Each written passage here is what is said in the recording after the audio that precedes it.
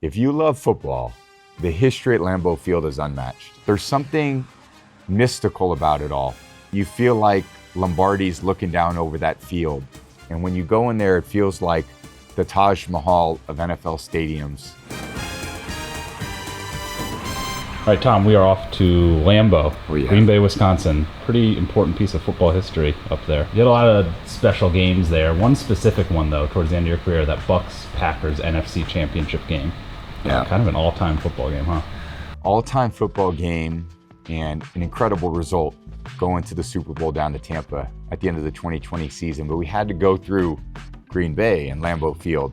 And anyone who's never been there, if you love football and you love traditional football, the history at Lambeau Field is unmatched. And when you go in there, it feels like the Taj Mahal of NFL stadiums. There's something mystical about it all.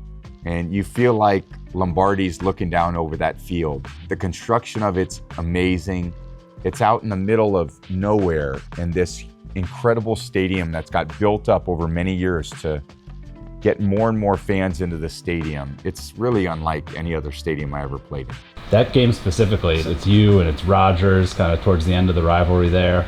Going into it, do you remember, the setting, what was on the line? Do you remember thinking about that game, being like, this is a special one?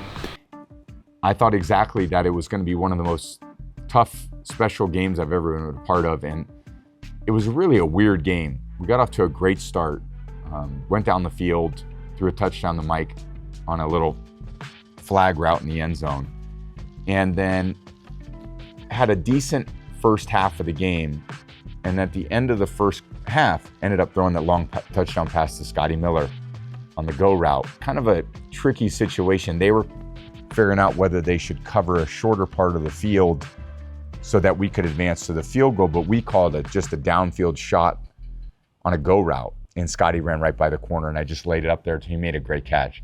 It really fired us up before halftime, and we needed a lot of that momentum. But when we came out in the second half, I ended up throwing like multiple interceptions in the second half. My decisions in the second half weren't as good as they were in the first half, and I couldn't believe that I let that ball kind of fly into the opponent's hands a few times, really carelessly.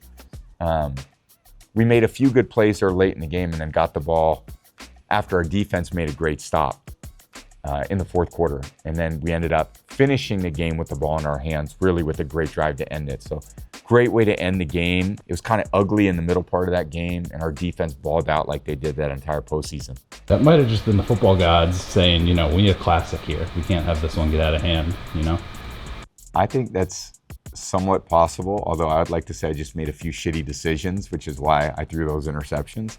That wasn't my cleanest game. The next week against the Chiefs, now that was a clean game in the Super Bowl. Last question. I don't think it ever happened. Tom Brady never Lambeau leaped?